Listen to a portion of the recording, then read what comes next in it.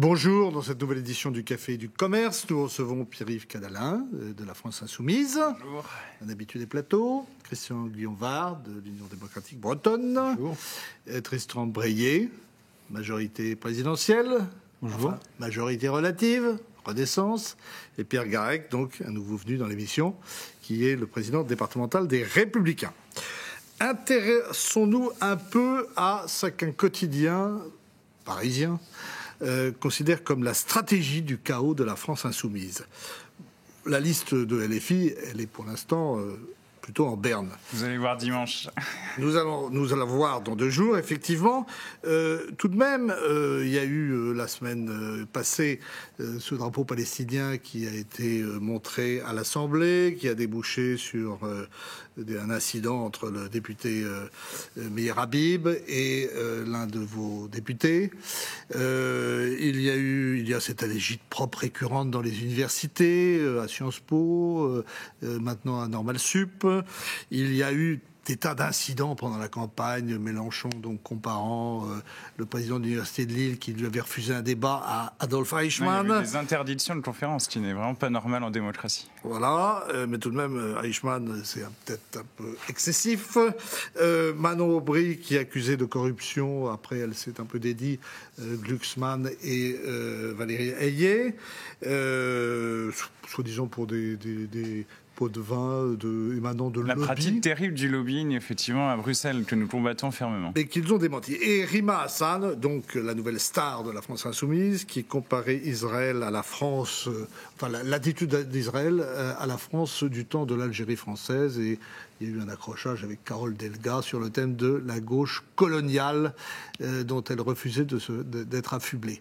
Alors, en gros, qu'est-ce que vous cherchez, Monsieur Cadalin ? Mais si vous voulez, vous parlez de la une du Figaro. La une du Figaro, elle est indécente, car parler de chaos à propos de ce que nous portons, c'est-à-dire nous sommes les voix de la paix et du droit international en ce moment précis où la Cour internationale de justice a ordonné au gouvernement d'extrême droite d'Israël de cesser le massacre et de cesser son opération militaire à Rafah sur la base de la Convention qui prévient le crime de génocide. Donc vous voyez, nous sommes dans un état de gravité totale et le chaos, parler de chaos à propos de quelqu'un qui brandit un drapeau palestinien, au moment où l'Irlande reconnaît la Palestine et où devant le Parlement irlandais flotte le drapeau palestinien, c'est là aussi complètement indécent, car voyez-vous, ce que nous portons, ce que nous avons porté ces derniers mois, c'est la nécessité totale du cessez-le-feu et de l'application du droit international pour les crimes de guerre commis par le Hamas comme pour les crimes de guerre commis aujourd'hui par Israël. Ouais, pour le Hamas, un peu moins que pour Israël quand même. Hein. Je vais vous rafraîchir la mémoire, monsieur la condamnation du 7 Voici octobre. ce que disait Jean-Luc Mélenchon le 11 octobre. Nous qualifions de crime de guerre ce que le Hamas a fait sur le territoire d'Israël. Nous qualifions de crime de guerre ce qu'Israël applique à la population de Gaza. Cette imputation de crime de guerre est bien plus grave que celle de terrorisme. Elle peut être jugée par le droit international. Elle va au-delà de la lutte du bien contre le mal. C'est précisément ce qu'a également jugé la Cour pénale internationale. Donc c'est un mauvais procès qu'on vous fait, Tristan Breillet. Non, donc il faut arrêter le génocide qui est en cours à Gaza. C'est ça l'urgence humaniste. Mais ça, je crois que tout le monde en est conscient. Eh ben le problème, c'est pas ce qu'on lisait une tout à fait dans notre relative éditorial. Si, je crois que nous sommes parce qu'il ne faut pas saisir ça d'un prétexte. Si, la France peut reconnaître l'État palestinien, par exemple. Oui.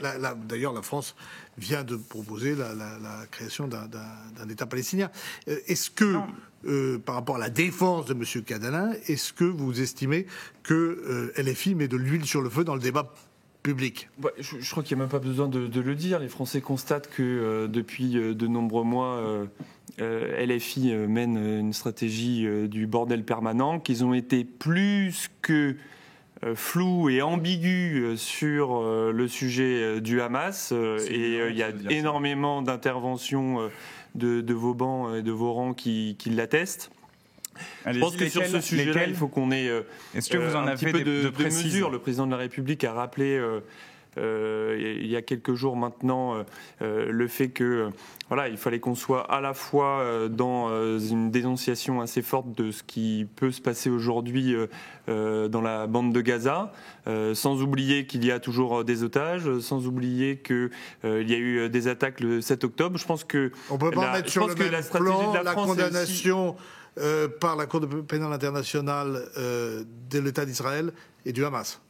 J'ai pas compris la question. On ne peut pas mettre sur le même plan ce qu'a fait la Cour pénale internationale, la condamnation du Hamas et de l'État d'Israël. Non, mais je pense qu'il faut être nuancé sur la question et d'être sur des logiques de tension, de bloc pour faire monter en France des logiques communautaristes aussi, mais des fois des intérêts assez électoralistes. Je trouve ça dommageable. Et alors, juste en Israël, vous trouvez que cela, ce n'est pas faire monter les tensions? La France a toujours eu une position d'équilibre. Gérard Aragon, Christian Guillaume-Var,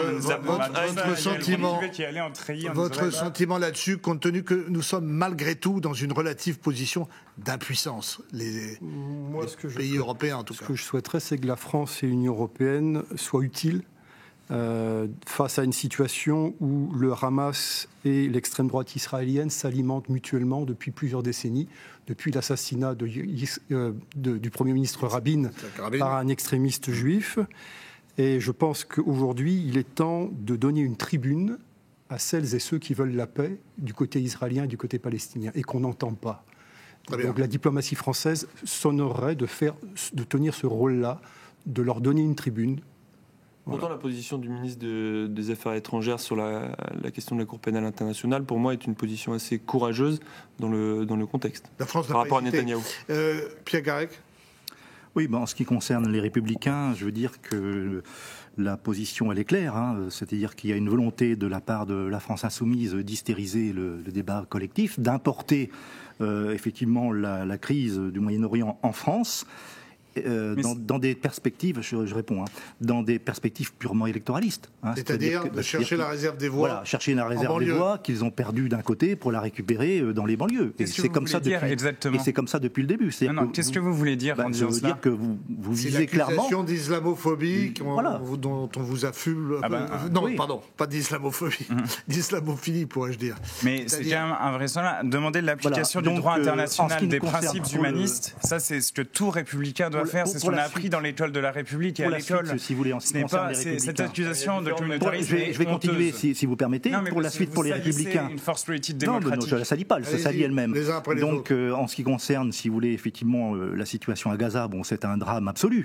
Après, il faut se souvenir qui a semé les graines de la violence et pourquoi ils l'ont semé. Est-ce que par hasard, tout d'un coup, le Hamas s'est réveillé et est allé massacrer 1500 personnes en Israël? Pourquoi tout d'un coup cet événement est arrivé? Je crois que c'était pour remettre en cause les processus de normalisation qui étaient en cours et que le Hamas ne pouvait tolérer. Quel processus? Les processus, si vous voulez, de normalisation. On a bien vu, si vous voulez, qu'il y avait des normalisations qui étaient en cours entre Israël les accords d'Abraham et certains pays arabes. Les autres pays arabes. Oui, la question palestinienne n'était pas réglée. La question palestinienne, si vous voulez, c'est un point qui doit être réglé. Mais le problème, c'est que le Hamas lui-même n'a pas intérêt à ce qu'il soit réglé, parce que le Hamas vit de cette crise. Le jour où il n'y aura plus de crise, le jour où, si vous voulez, il y aura des élections régulières dans les territoires palestiniens, le jour où l'économie sera florissante, le Hamas disparaîtra. Donc le Hamas a provoqué cette crise, si vous voulez, pour, en quelque sorte, empêcher la normalisation. Pour empêcher la normalisation et continuer d'exister. Parce que le jour où la guerre s'arrête, le gouvernement Netanyahou tombe et M. Netanyahou va sans doute à la case prison. Et il le sait. La France pourrait demander... Oui, mais ce n'est pas M. Netanyahou qui est allé envahir de lui-même la bande de Gaza. C'est M. Netanyahou qui laisse faire et qui encourage la colonisation de la Cisjordanie contre les résolutions. La France n'a pas énormément de levier pour intervenir sur cette question. Par exemple, pourrait demander la libération de Marouane Barghouti, qui est aujourd'hui dans les prisons israéliennes et qui serait un leader pour la paix. Vous pensez que les Israéliens vont faire ce qu'on leur demande? Mais ils doivent se conformer au droit international. L'Union européenne doit faire pression ainsi que la France. Existentiel et donc ils ne font absolument pas. Ils n'ont pas la même logique que nous. Le cessez-le-feu, mais là, le cessez-le-feu, c'est d'abord la libération des otages. Revenons un petit peu aux élections européennes, si vous voulez bien. Mais il y a 90 ans, n'ont ni eau, ni nourriture, ni médicaments. On a du côté du Hamas une organisation qui veut la disparition d'État d'Israël, et on a du côté aujourd'hui du gouvernement israélien des formations politiques d'extrême droite ouvertement racistes. Oui. Voilà. Et il faut trouver d'autres interlocuteurs si on veut la paix. Vous voyez que c'est quand même un casse-tête diplomatique. Alors, revenons un petit peu aux élections européennes qui nous concernent plus directement, puisqu'elles ont lieu dans 48 heures.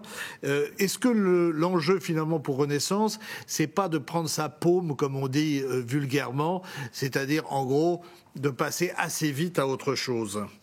Parce que franchement, c'est pas brillant, puisque le Rassemblement national fait le double de votre score dans les sondages. On verra ce qui se passe dimanche. Maintenant, s'il y a une chose qui est sûre et que tout le monde a bien en tête, c'est que le président de la République et l'action des majorités successives depuis 2017 mènent des projets d'envergure au plan européen.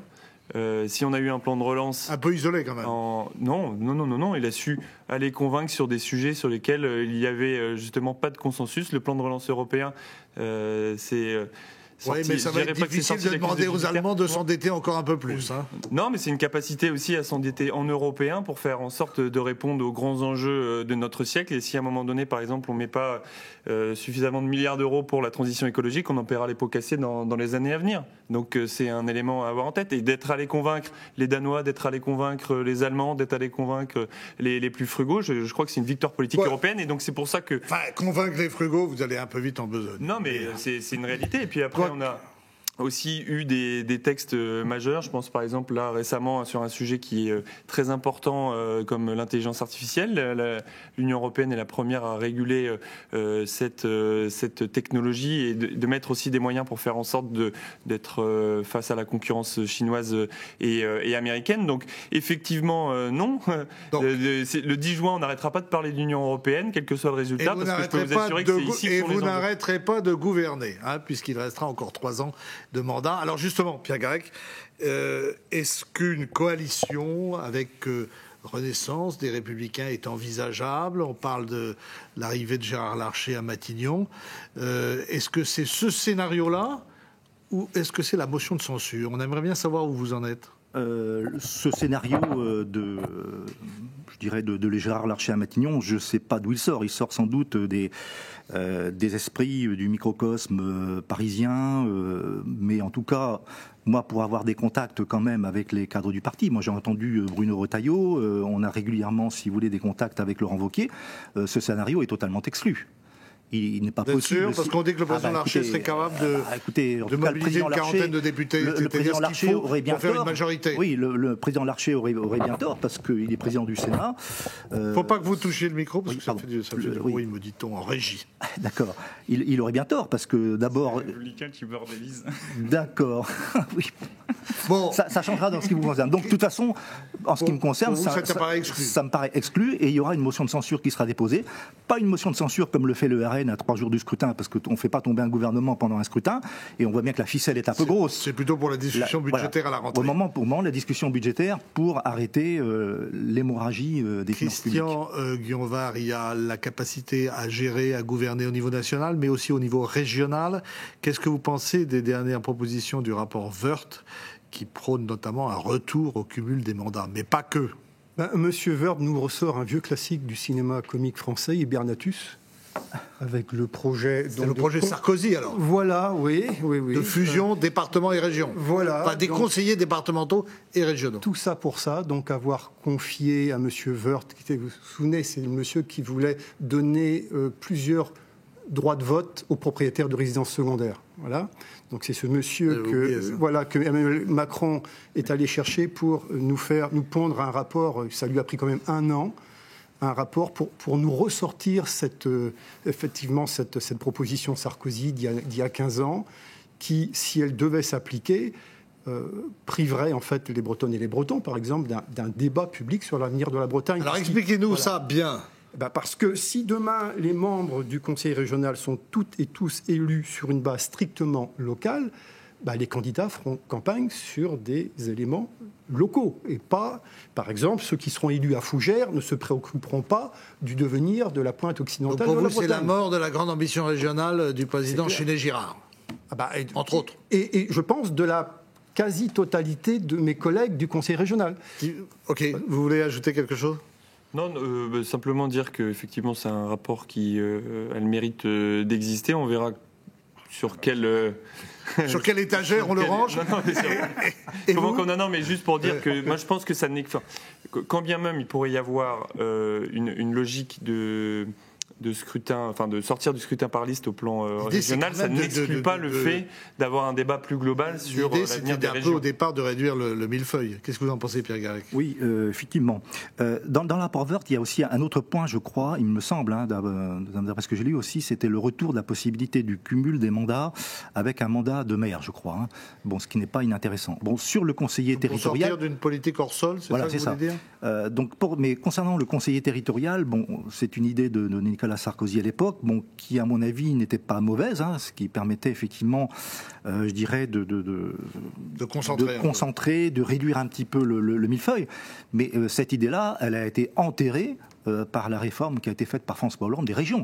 Parce que autant sur la Bretagne, bon, qu'il y a une cohérence, même si un 5e département rajouterait à cette cohérence, le problème, c'est que quand vous avez des régions comme la Nouvelle-Aquitaine ou le Grand Est qui s'installent sur des surfaces équivalentes à l'Autriche ou la Belgique, il y a besoin, si vous voulez, maintenant de relais départementaux. C'est pas le cas de la Bretagne, puisqu'on a bloqué l'élargissement de la Bretagne. Alors, oui, 2 éléments à ce propos. C'est que tout d'abord, on a parlé des grandes régions qui ont été dessinées par François Hollande tout seul sur une table. Il en est d'ailleurs très content. Il est très fier d'avoir fait ce petit dessin. Bon, bref.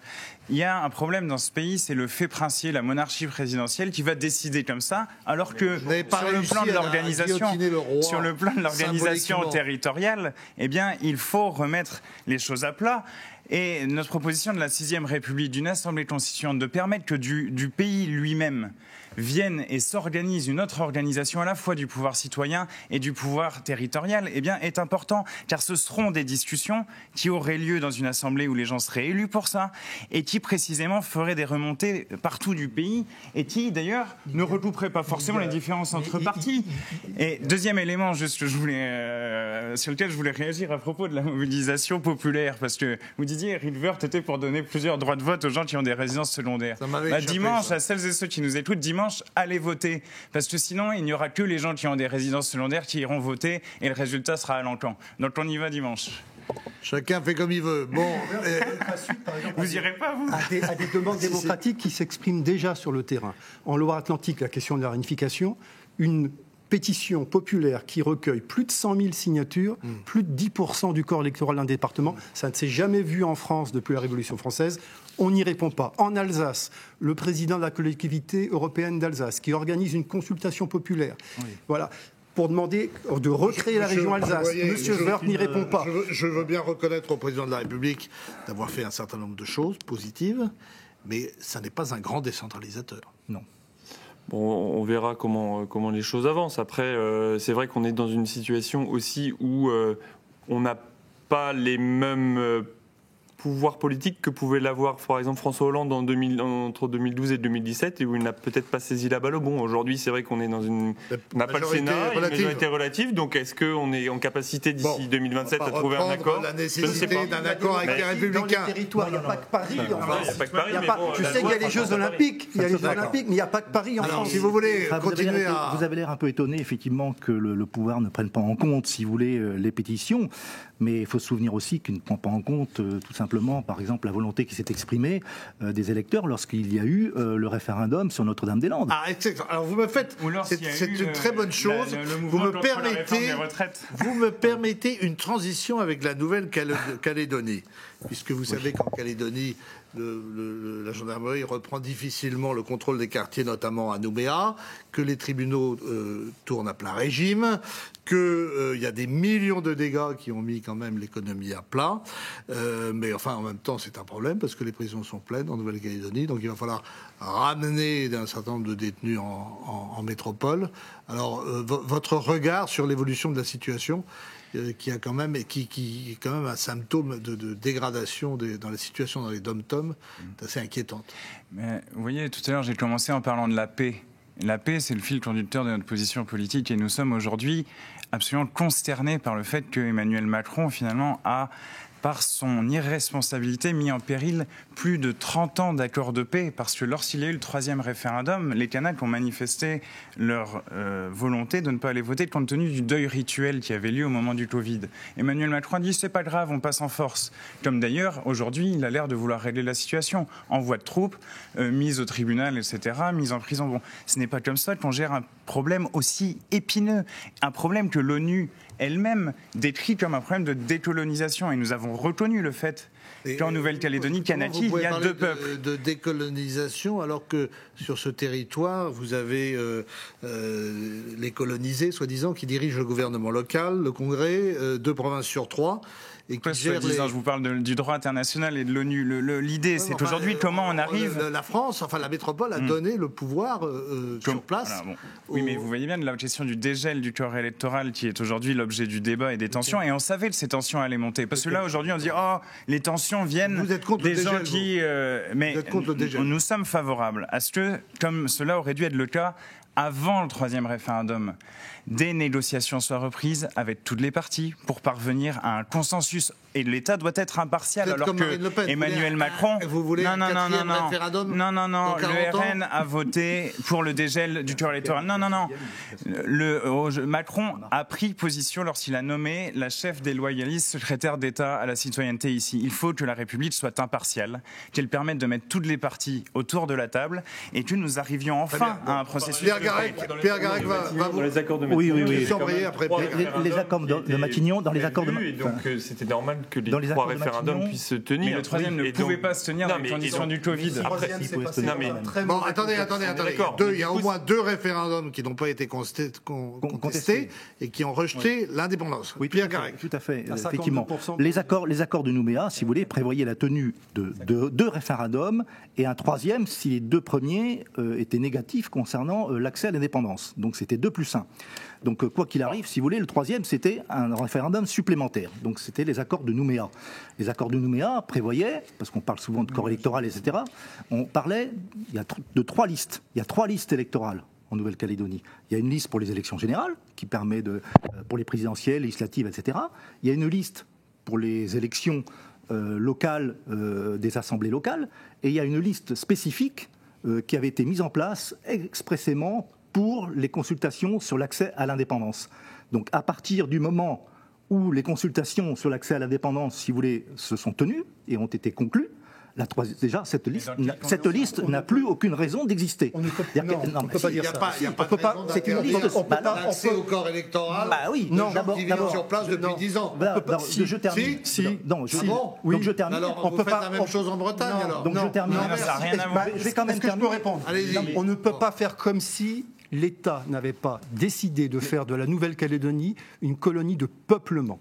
En 1972, pas en 1872, Pierre Messmer, Premier ministre de l'époque, écrivait dans un courrier à un de ses ministres qu'il fallait définitivement rendre les Kanaks minoritaires dans leur propre pays, ce qui est le cas. Oui, il y a eu les accords avant même les accords de Nouméa, il y a eu les accords de Matignon. Ce peuple est devenu minoritaire dans son propre pays, numériquement, arithmétiquement. Il ne veut pas être ad vitam aeternam une minorité culturelle et politique. C'est ça le nœud du problème. Sur la situation, il y avait quand même une nécessité, et il y a une nécessité que le calme revienne, parce que là on est dans une situation quand même qui est extrêmement tendue, ça je pense qu'on peut s'accorder là-dessus. Deuxièmement, le président a été sur place, je pense que c'est un élément important quand même que le président de la République se soit déplacé. Et enfin, je pense qu'on peut aussi, à mon avis, sur des sujets comme ça, il ne faut pas non plus être que dans le clivage, mais il faut relancer un processus politique. Les jeunes qui ont été arrêtés ne sont pas du tout politisés, ils font uniquement des pillages. Non, et puis après, il faut aussi être conscient d'une chose, c'est que dans un contexte international extrêmement tendu, on a aussi les faits qui sont relatés d'une influence étrangère justement sur ce problème-là, et donc du coup azerbaïdjanaise notamment, et à travers cela des puissances qui ne sont pas forcément très alliées, et donc là-dessus il faut bien être conscient de ça. Donc c'est important de relancer un processus politique. Il y a un premier acte avec la venue du président de la République en Nouvelle-Calédonie il y a quelques jours, et donc il va falloir éventuellement peut-être nommer un médiateur, il va falloir trouver des solutions. Mais en tout cas, la priorité, c'est que le calme revienne et qu'on puisse avancer. Un médiateur ou une médiatrice qui soit sensible aux questions d'identité collective. Quand je parlais de M. Will Pinsec tout à l'heure, qui nous a quittés il y a quelques mois, c'est parce qu'il a fait partie de ceux qui ont contribué au retour de la paix il y a 35 ans.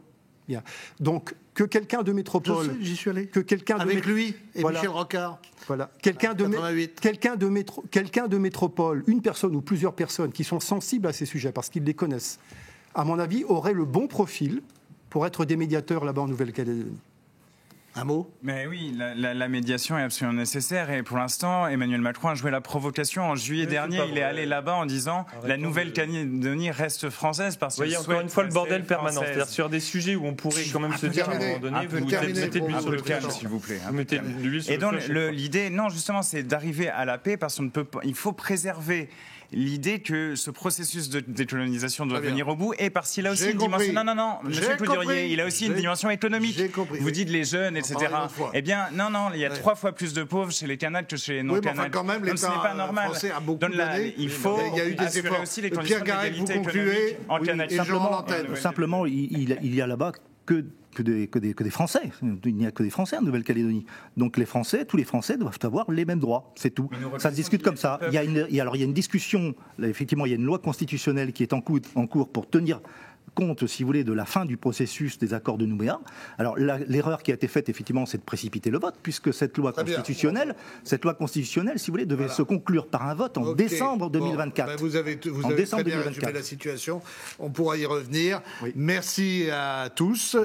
Et dimanche, on vote pour la paix. Portez-vous bien. Bon week-end et dimanche, allez voter. À bientôt.